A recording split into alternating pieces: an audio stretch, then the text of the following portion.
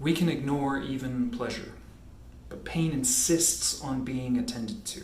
God whispers to us in our pleasures. He speaks to us in our conscience, but he shouts in our pains. It is his megaphone to rouse a deaf world. Now, C.S. Lewis was an English professor at both Oxford and Cambridge, and as an adult he converted to Christianity. And one of the things that he wrote about the most was the problems of pain and suffering. I mean, he had a collection of essays called The Problem of Pain, which this quote comes from, and this quote has always struck me. The idea that pain is God's megaphone. And yet we scramble back to normal. We scramble for comfort and pleasure. We scramble for the places that we actually don't hear God very well at all. So this morning, while it's not necessarily a nice thing to do, I want to invite you, before we launch into our worship service, I want to invite you to pause and to reflect on the pain in our world. I want to invite you to ask God with me what it is that he has to say and how it is that we need to change. Before we rush past yet another unarmed black man being shot by a police officer, before we rush back to school, back to work, and pretend like we don't really need to protect anybody else, and especially society's most vulnerable from a virus, before we self-medicate our personal, relational, or financial pains away, let's just pause for a minute. Pause and let God speak.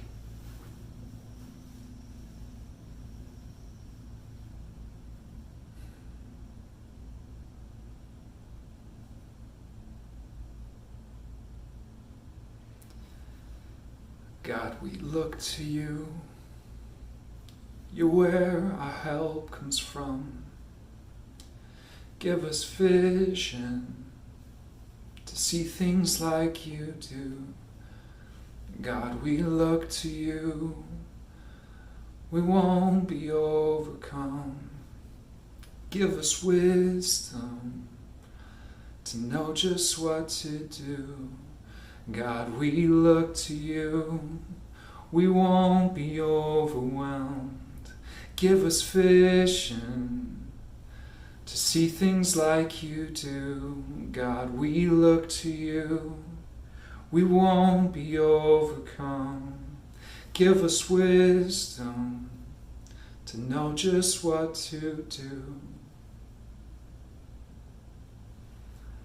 Father, in a world that reaches for more noise in the midst of pain, in a way that often drowns you out, teach us today to long for the only thing that can heal, to long for the only thing that can truly satisfy, to long for you.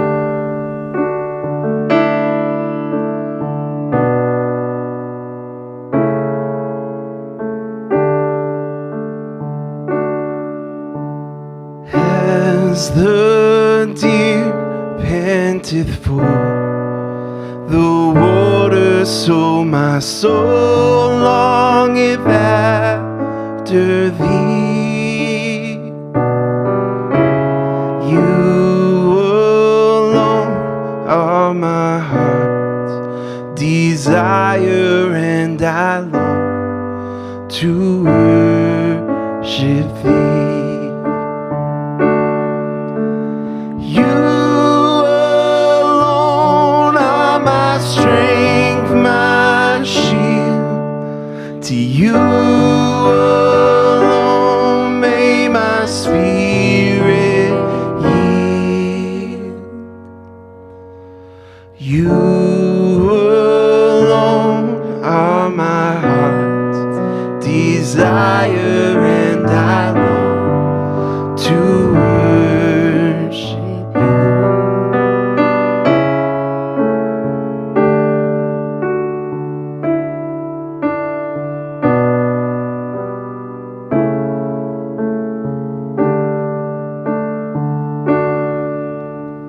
You're my friend, and you are my brother, even though you were a king. I love you more than any other, even more than anything.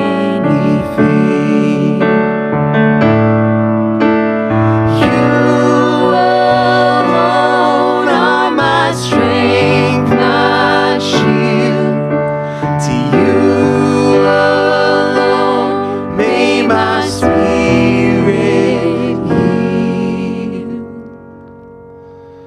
You alone are my heart's desire, and I long to worship you.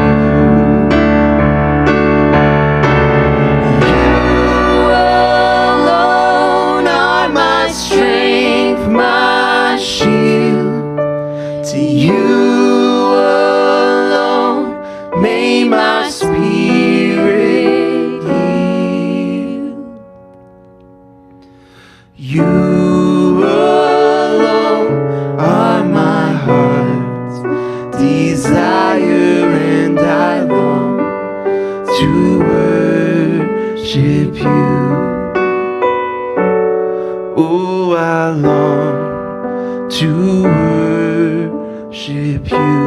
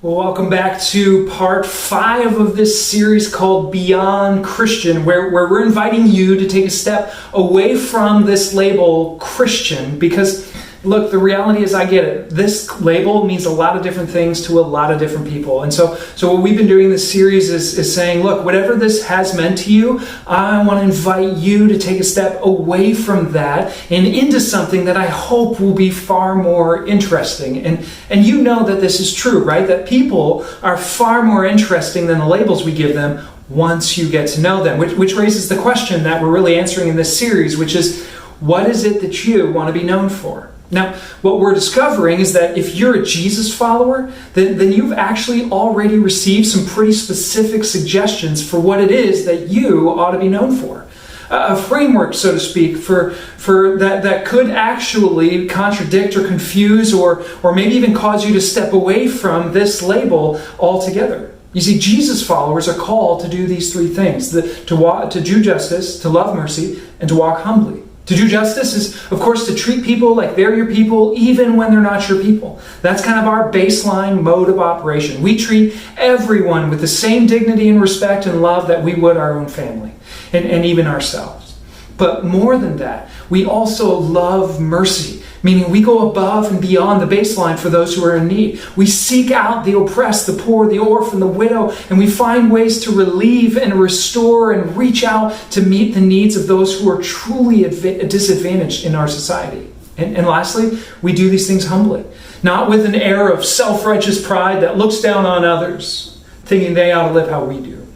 And this matters a lot right now. And you know this because we're living in a chaotic time. The time filled with division and arguing and opinions and misinformation, no nuance, and a whole lot of yelling. So during these times, what is it that you want to be known for? Now, during the series, what we've been doing is walking through 4 areas which Jesus followers were called to be famous for. In other words, we're saying, This is what, in the midst of all of the craziness that we are currently living in, this is what we want to be known for. Caring for the poor, people who seek racial reconciliation, people who believe in the sanctity of life and practice biblical sexuality. Now, we've covered the first three parts in parts 1, 2, 3, and 4 in the series, and you can go back and you can watch those online. But today we're going to take up the last one. Biblical sexuality. And I know what some of you are thinking, especially some of you teenagers. Are we really going to talk about sex at church? I mean, this is so awkward. And here's my answer. Yeah, we are. And no, it's not. I mean, I can't actually think of a better time and place to have this discussion with you than right here, right now. Because the truth is, the church hasn't really done a great job when it comes to the topic of sex. In fact, some of you watching this right now have found the church to be one of the most dangerous and painful places to have this conversation. And so my hope is that today we can start to change that for some of you. Now, the way we talk about and think about sexuality has changed dramatically in the last 20 years. But mostly it's been changing slowly on a trajectory since the 1960s, which is when the so-called sexual revolution took place. Now, in case you're not aware, during the 1960s, there was this strong push to remove the shackles of an oppressive sexual ethic and to let people be free to express themselves without the penalty or without judgment. Now, in part, this was driven by, I think, some positive things. I mean, the physical and social abuse of people with same-sex orientations, that was widespread and rampant. And the subjugation and mistreatment of women was a huge and often hidden problem. And so the movement pushed for an equal treatment of all people. I think it came from a place of seeing individuals as sacred and the mistreatment of them as heinous. However, the result and the direction of the sexual revolution was and is problematic. You see, as progressive as we think of ourselves now as a society and our attitude towards sex, we're actually regressing. We're going backward. We're actually going backward to a time that perhaps should be left in human history, and yet we seem hell-bent on scrambling back to it. Let me explain. The Apostle Paul was a Jewish Pharisee living during and just after the time of Jesus' earthly ministry. And he kind of entered the professional world as a church hunter and a Christian murderer. And then he met Jesus, and he became a Christian missionary and a church planter. And one of the early churches that he planted, they had questions about how this newfound faith in following Jesus was going to impact their sexual ethics and practices. And so in response to their questions, Paul put into words what Tim Keller calls the first sexual revolution. And it wasn't in the 1960s, but it was the first century 50s. You see, as we read this passage together, you're going to see Paul counter 3 prevailing beliefs about sex in the Roman Empire that actually aren't all that different from what we believe in our so-called progressive sexual movement today. Here are the 3 things I want you to listen for that Paul calls out and tries to revolutionize. Sex is appetite, sex is purely physical, and sex is sexist. But first, let's read the passage. 1 Corinthians chapter 6, starting at verse 12. I have the right to do anything, you say, but not everything's beneficial. I have the right to do anything, but I will not be mastered by anything. You say, food for the stomach and stomach for the food, and God will destroy them both. The body, however, is not meant for sexual immorality, but for the Lord, and the Lord is for the body. By his power, God raised the Lord from the dead, and he will raise us also. Do you not know that our bodies are members of Christ himself? Shall I then take the members of Christ and unite them with a prostitute? Never! Do you not know that he who unites himself with a prostitute becomes one with her body? For it's said, the two will become one flesh. But whoever is united with the Lord becomes one with him in spirit. Flee from sexual immorality. Now, sexual immorality is a catch-all term in Scripture for any sexual activity that is outside the bonds of a one-wife, one-husband marriage. I'll go on. All other sins a person commits are outside the body. But whoever sins sexually sins against their own body.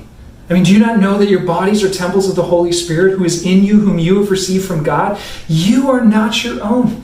You were bought at a price. Therefore, honor God with your bodies. Now, for the matters you wrote about, it is good for a man to have not to have sexual relations with a woman. That's your question. But since sexual immorality is occurring, each man should have sexual relations with his own wife, and each woman with her own husband. The husband should fulfill his marital duty to his wife, and likewise the wife to her husband. The wife does not have authority over her own body, but yields it to her husband. Stay with me. In the same way, the husband does not have authority over his own body, but yields it to his wife. You see, these words were revolutionary during their times, and I think they still are today. So let's take a bit of a closer look. The Apostle Paul is taking on those three assumptions about sex and redefining them in light of the Christian faith. So let's look at the first one, sex as appetite. Paul offers two responses to the belief that, hey, sex is just simply an appetite that needs to be satisfied. It's like eating.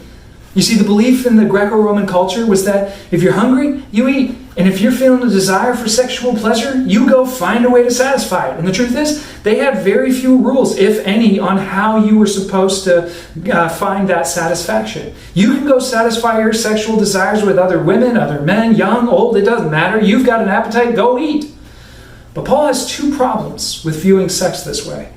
The first is that satisfying an appetite in any way you choose may not actually be all that beneficial for you or your partner. And the second is that you might actually be in the process of becoming a slave to your appetite rather than simply satisfying it. Let's talk about that second one first, and then we'll do the others. Paul says, you might have the right to do anything, to satisfy your desires in any way that you so choose. But you should know that the search for satisfaction can often enslave you. I mean, just think about it in terms of food. When you eat, you feel satisfied for a little while. But where are you going to be again without fail in a couple of hours?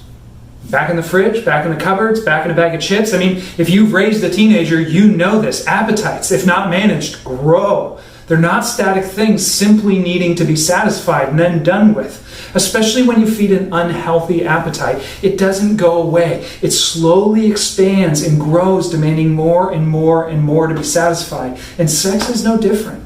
If you think that you are free to satisfy your sexual desires any way you please, you might well ask yourself at some point, am I in control of my actions? Or am I actually a slave to my impulse? Just ask somebody who's addicted to pornography. Treating sex simply as an appetite to be satisfied, however you so please, is actually the pathway to becoming a slave to your sexual impulses. So Paul says, look, you may think you're free to do anything, but you're actually in chains. I'm telling you, don't become mastered by your sexual desires. And so that's a really great question to ask ourselves. Who's driving this sexual car? Am I the one driving, or am I a slave to my desires?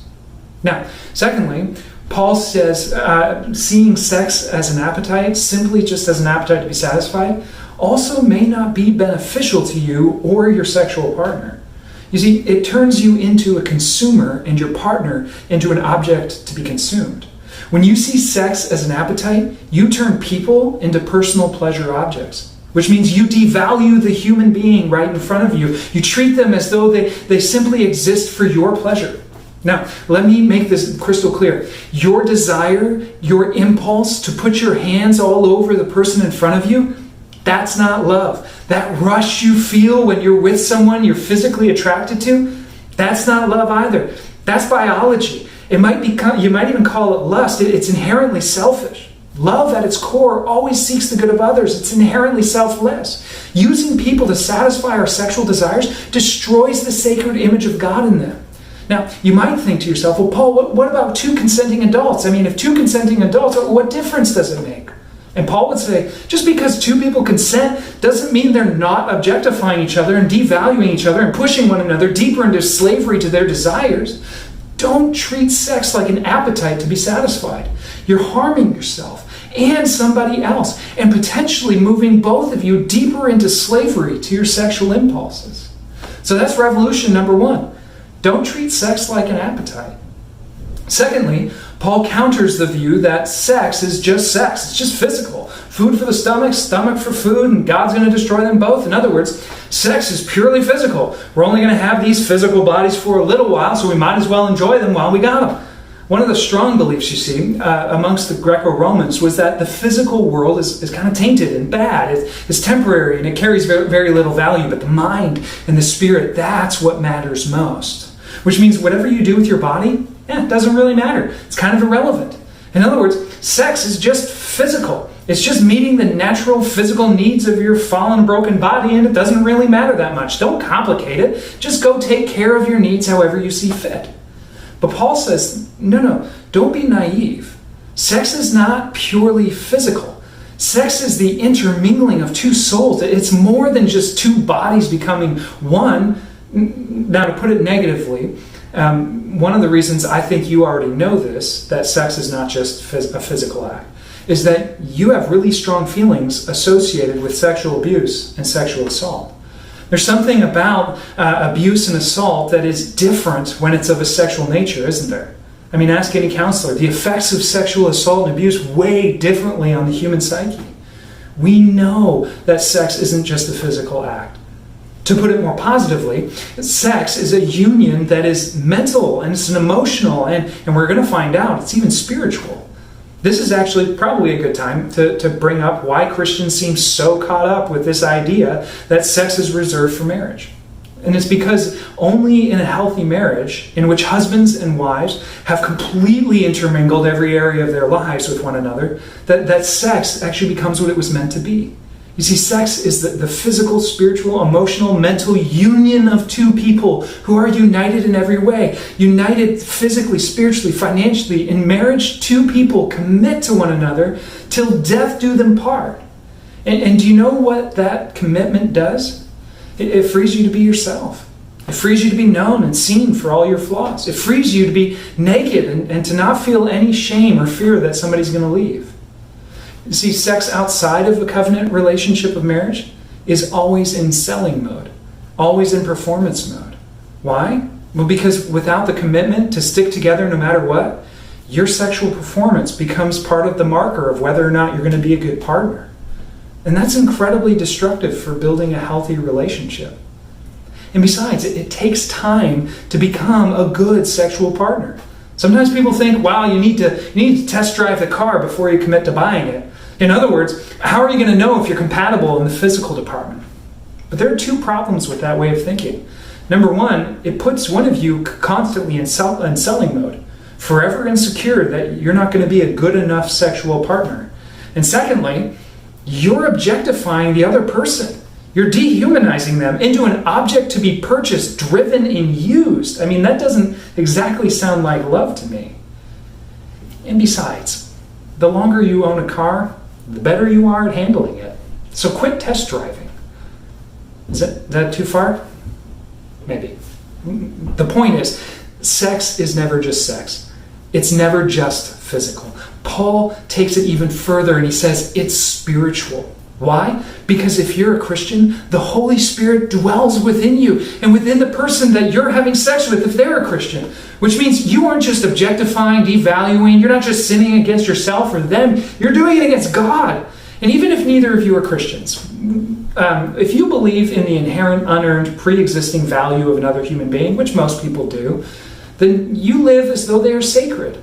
We believe that. That's what the entire last message was. Now, if you believe in the sanctity of life of every human being, especially those that you're engaging with physically, how could you possibly mistreat them and objectify them and dehumanize them for your own personal pleasure and then pay no attention to the emotional, mental, and spiritual damage you're inflicting? Don't be foolish, says Paul. Sex is not just an appetite to be satisfied, and it's not purely physical. And these words, they were revolutionary then, and I think they still are today.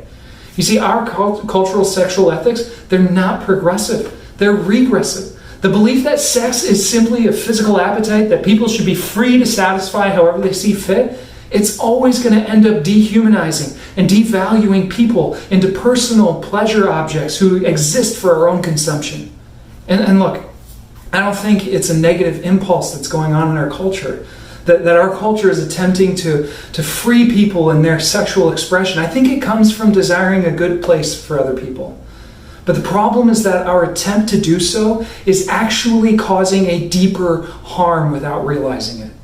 Encouraging people's sexual freedom is often pushing them to become slaves to their desires. And encouraging people's sexual expression outside the bonds of marriage, we're actually encouraging people to devalue and dehumanize one another.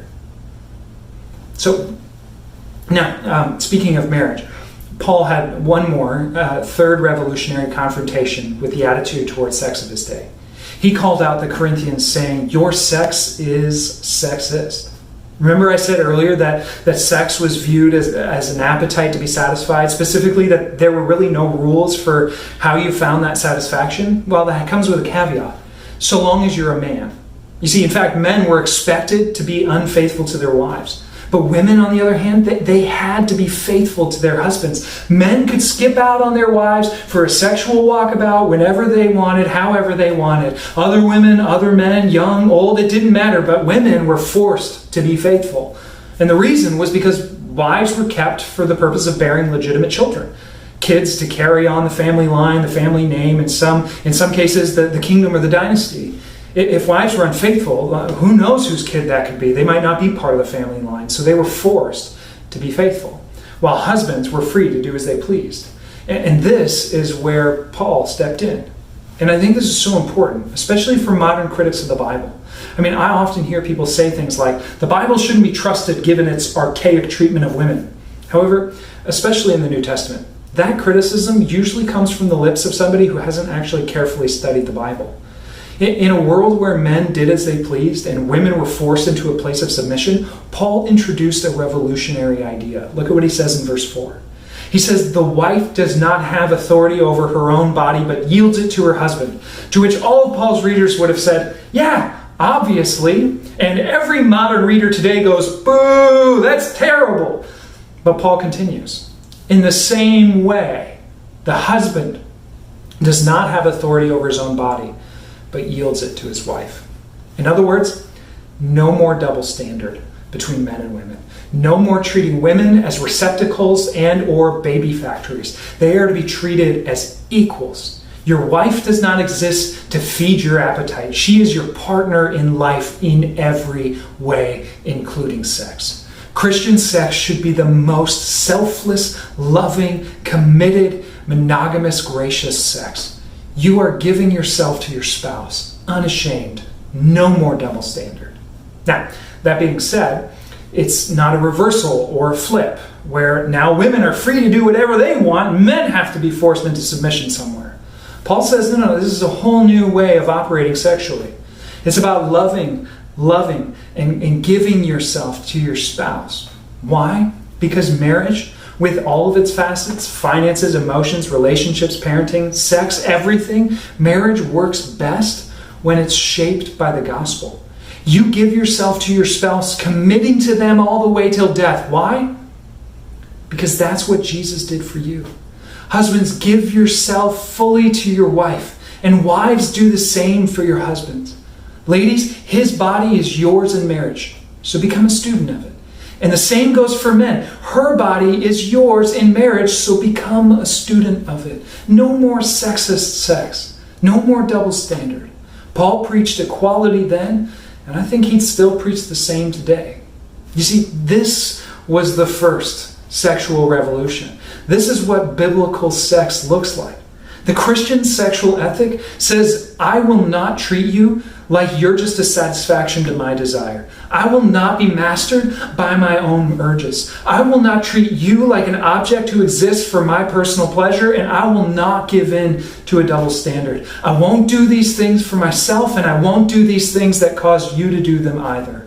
For these reasons, Christian sex then is confined to a husband-wife relationship, because that's the place where a person can give honest, unashamed expression as God intended. And that means that gay sex, premarital sex, extramarital sex, affairs, polyamory, pornography, and all other sexual expressions and practices, they all fall short.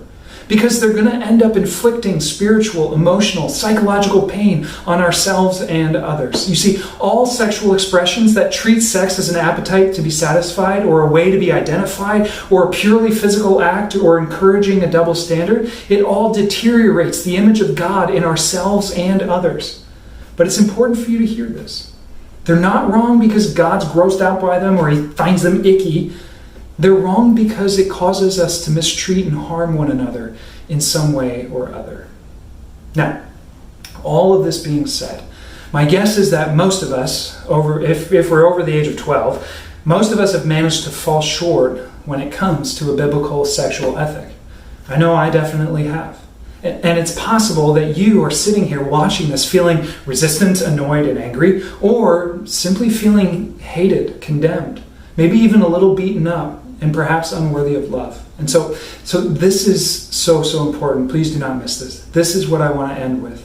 I want to invite you to look at how Jesus handled someone like you and like me, someone who has fallen short sexually. John says that Jesus went to the Mount of Olives at dawn, and he appeared again in the temple courts where all people gathered around him, and he sat down to teach them. And the teachers of the law and the Pharisees, they brought a woman in who was caught in adultery, a sexual sinner. And they made her stand before the group. And they said to Jesus, "Teacher, this woman was caught in the act of adultery, and the law of Moses has commanded us to stone such a woman. Now what do you say?" And they were using this question as a trap in order to have a basis for accusing him. Now, in case you're wondering what the trap was, under Roman law, which they were living under, the Jews weren't allowed to sentence anybody to death. And Jesus knew that, and so did his accusers. But the law of Moses, literally their version of the Bible, it said that she's supposed to be put to death. Now, Jesus knows this is a trap because the law of Moses says that both the man and the woman are supposed to be put to death, who are the wrongdoers. But only the woman got brought before him. So already there's something fishy going on here. But secondly, knowing that they're trying to discredit him as a spiritual teacher, to get people to stop listening to him because he disagrees with Moses, that's what they're hoping to do. I mean, if he says, "Don't stone her," he's defying the law of Moses. And so people won't trust him. But if he says, "Go ahead, stone her," he's going to be charged with murder under Roman law. And so the condemners, the stone throwers, they're thinking, "Hey, either way, we got Jesus. He's neutralized." But Jesus bent down and started to write on the ground with his finger. And when they kept on questioning him, he straightened up and said, "Let any one of you who's without sin be the first to throw a stone at her." And again, he stooped down and wrote on the ground. And at this, those who heard began to go away, one at a time, the older ones first, until only Jesus was left with the woman still standing there. And Jesus straightened up and asked her, "Woman, where are they? Has no one condemned you?" "No one, sir," she said. "Then neither do I condemn you," Jesus declared. "Go now and leave your life of sin." So listen, if you want to know how Jesus handled sexual sin, this is it. He got next to it. He stood between the sinner and those who would throw stones. And then he invited everyone present with condemnation building up in their hearts. He invited them to examine themselves. Are any of you any better? And the older went away first. Because, and you know this, the longer you live, the longer your list. The longer your list of sins. And then once they were all gone, he turns to this woman and he says the words that every person who knows they've sinned sexually needs to hear. "Neither do I condemn you." Some of you need to hear that today. "Jesus, I went too far with my girlfriend. Jesus, I acted on my same-sex orientation. Jesus, I started watching porn again. Jesus, I've been pursuing relationships outside my marriage. Jesus, I've messed up." To all of us who have messed up and fallen short when it comes to sex, the world might tell you, "It's just an appetite to be satisfied. It's purely physical. Don't worry about it. You're a guy. It's normal." Or "You're a woman and you have a right to." The world might encourage you to really become a slave to your desire, or to dehumanize, objectify yourself and others. But Jesus says, have you messed up sexually? Then neither do I condemn you. And some of you need to hear that today. Neither do I condemn you. Some of you have received so much pain because of your choices, and you need to hear those words of Jesus today. I don't condemn you. And if you want to know how serious he is about that, he was willing to then walk away from that woman and go straight to the cross for her sin and for yours and for mine. And now he's inviting you to something new. He's inviting you to leave your life of sin. Leave that life that bases your value and your worth and your identity on your sexuality. He's inviting you to be free of the life that is a slave to desire. He's inviting you to find your value and your worth, your identity as a child of God that Jesus thought was worth dying for, and to start treating other people that way too. I mean, who wouldn't want to be known as that kind of person? A person who lives the kind of sexual life that communicates value, dignity, and humanity in all people. Our world is regressing sexually. It's selfishly orienting towards itself more and more, and it's going to crumble in on itself. And if you don't think so, I really want to invite you, just read a history book. But the biblical sexual ethic is an others first ethic, an ethic that sees all of life as sacred, bearing God's image. And what if you were known not only as that kind of person, but also one who met others with grace when they fall short too, knowing your own list is long? What if you're the kind of person who encourages others, stands next to them when they've sinned sexually? Friends, this is what we're called to as Jesus followers. So if this label has meant something other than Jesus follower for you, I want to invite you, take a step away from the label. Besides, people are far more interesting than the labels we give them. You are far more interesting than whatever label you bear. So friends, take a step to something far more interesting. A step towards following Jesus.